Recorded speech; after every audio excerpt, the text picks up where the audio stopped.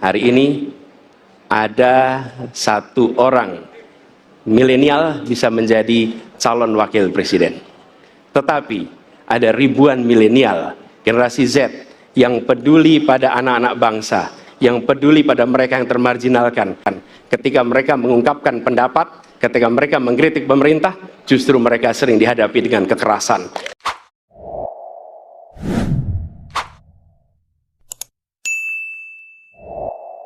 Assalamualaikum warahmatullahi wabarakatuh. Hamdan syukron lillah amma ba'd. Sahabat Indonesia Plural, saya hormati dan saya banggakan.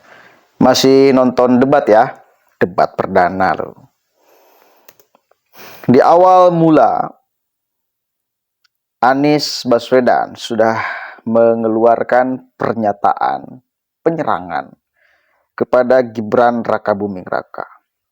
Dan pada akhirnya direspons oleh Prabowo Subianto. Jangan munafik. Kayak ini debat visi misi.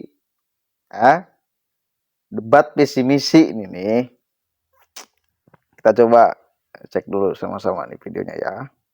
Negara hukum menempatkan hukum sebagai rujukan utama untuk memastikan hadir rasa keadilan, memberikan kebermanfaatan, dan memberikan kepastian kepada semua. Ini harus dipegang teguh oleh pemegang kekuasaan, baik yang di puncak dan seluruh jajaran. Tapi apa yang terjadi? Banyak aturan ditekuk sesuai dengan kepentingan yang sedang memegang kekuasaan. Apakah ini akan diteruskan? Tidak. Ini harus diubah. Ini harus dikembalikan.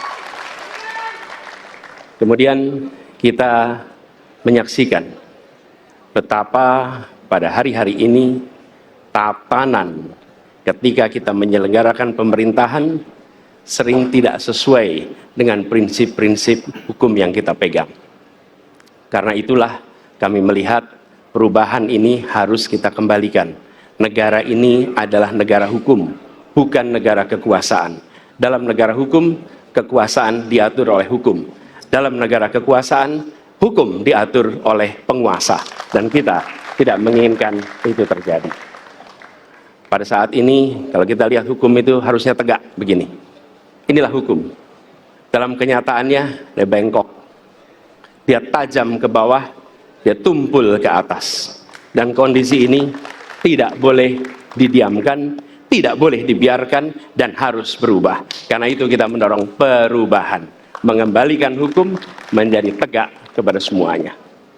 Dan bila kita saksikan hari ini ada satu orang milenial bisa menjadi calon wakil presiden. Tetapi ada ribuan milenial, generasi Z, yang peduli pada anak-anak bangsa, yang peduli pada mereka yang termarginalkan. Ketika mereka mengungkapkan pendapat, ketika mereka mengkritik pemerintah, justru mereka sering dihadapi dengan kekerasan, dihadapi dengan benturan, dan bahkan gas air mata. Apakah kondisi ini akan dibiarkan? Tidak, kita harus lakukan perubahan. Pemberantasan korupsi, perlindungan terhadap semua kelompok di masyarakat sebagai sesuatu yang sangat penting. Karena itu dalam visi misi kita hal-hal ini ditaruh di paling atas. Kita sadar dan saya sadar sejak muda saya telah mengangkat sumpah untuk membela Pancasila dan Undang-Undang Dasar 45. Di dalam Undang-Undang Dasar 45, di situ pendiri-pendiri bangsa kita mendirikan sebuah republik. Republik itu harus didasarkan atas hukum dan kedaulatan rakyat. Itulah perjuangan saya selama ini. Dan saya pertaruhkan nyawa saya, jiwa saya untuk membela demokrasi, hukum dan HAM. Kita paham, kita mengerti masih banyak kekurangan. Tetapi kita harus bersyukur di tengah dunia yang penuh tantangan ketidakpastian, di mana terjadi perang di mana-mana, di mana negara-negara begitu banyak yang terjadi perang saudara, kerusuhan, Indonesia masih aman, Indonesia masih damai, Indonesia masih terkendali, harga-harga masih terkendali, ekonomi untuk rakyat kita masih aman. Karena apa? Karena kepemimpinan. Karena apa? Karena manajemen negara yang berhasil. Saudara-saudara, apakah di tengah 280 juta rakyat masa tidak ada kekurangan?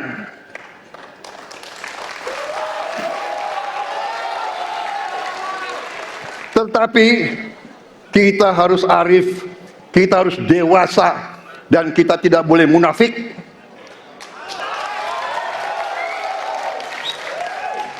Pemimpin itu ingar sosung telodo, harus memberi contoh. Saudara-saudara sekalian, Prabowo Gibran, kita akan perbaiki yang harus diperbaiki. Kita akan tegakkan apa yang perlu ditegakkan. Dan kita bertekad memberantas korupsi sampai ke akar-akarnya. Memberantas korupsi sampai ke akar-akarnya. Oke, akankah narasi-narasi penyerangan dari Anies membuat hati rakyat terketuk, kemudian memilihnya? Atau bagaimana? Atau justru sebaliknya, muak?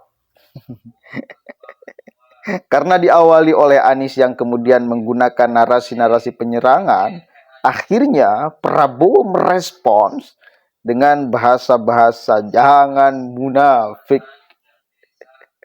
Perdebatan ini menjadi sangat seru, ya, bila kemudian awal kalimatnya sudah seperti ini.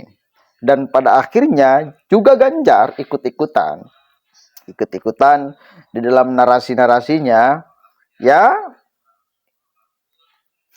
penyerangan kepada pemerintah saat ini di dalam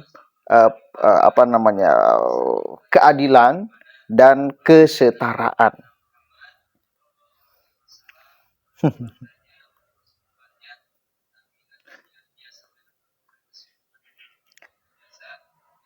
Tapi tetap yang kita nantikan adalah Gibran. Apa yang akan diucapkan oleh Gibran Rakabuming Raka? Sama kan? Kalian juga menantikan, karena karakter Anies kita sudah tahu, karakter Prabowo juga kita sudah tahu. Ganjar pun sering kemudian kita mendengarkan pidato. Yang dinanti-nanti itu Gibran sebetulnya. Apa yang akan disampaikan oleh Bapak Gibran Rakabuming Raka dalam proses perdebatan ini? Menarik, karena beliau akan mengeluarkan kejutan-kejutan. Klaimnya kan kayak gitu kemarin. Lihat aja kejutan nanti. Saya hanya mau debat yang diselenggarakan resmi oleh KPU, tidak di tempat-tempat yang lain. Nah, itu maka menjadi sangat ditunggu-tunggu apa yang akan diucapkan oleh Gibran Rakabuming Raka. Oke, kita akan simak seterusnya, selanjutnya, satu persatu nanti akan saya tayangkan keseruannya. Assalamualaikum warahmatullahi wabarakatuh.